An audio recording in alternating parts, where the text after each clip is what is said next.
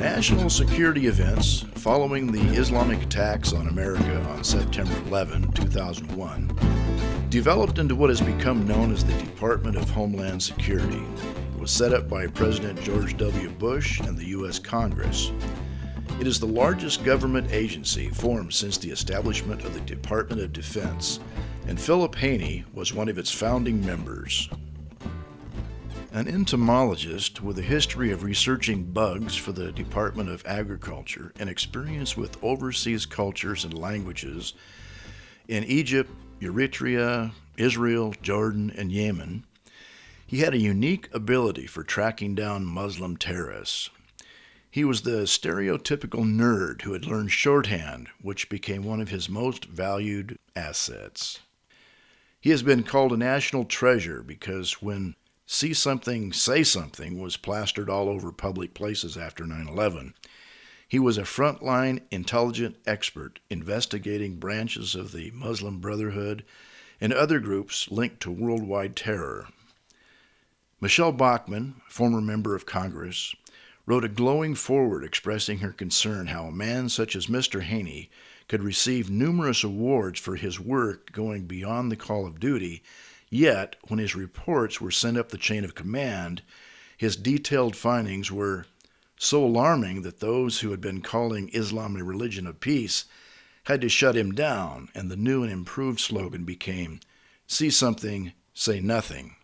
Had this information been heeded, it is likely that many lives would have been saved, such as those that were gunned down in San Bernardino.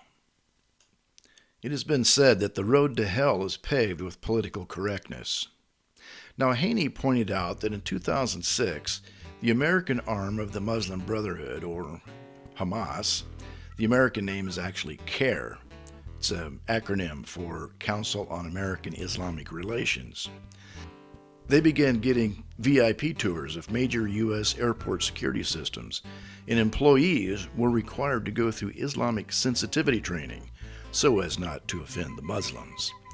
Now, CARE began working with the ACLU, getting legal advice on how to work the U.S. courts in their favor.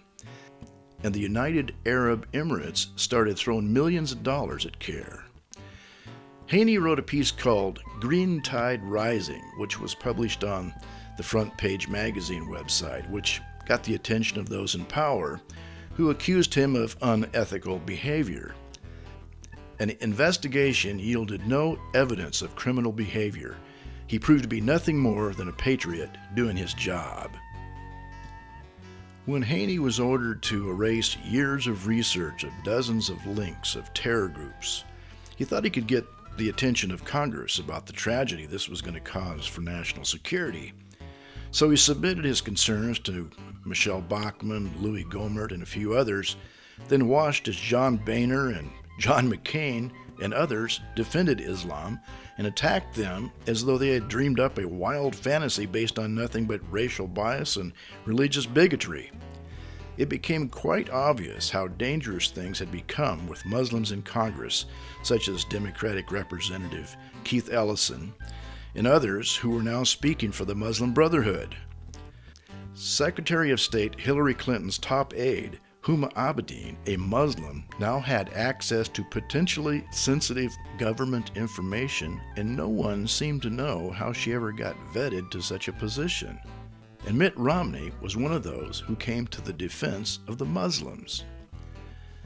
Then in 2011, Hillary had been duped by the Organization of Islamic Cooperation, that is the OIC, a group of 57 Muslim nations who have been working to empower a world caliphate for decades.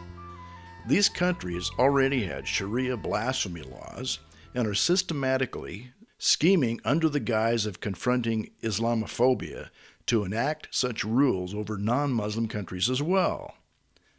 This hard-hitting book is co-written by Art Moore, a reporter and editor who has been in the business of researching counterterrorism since 9/11.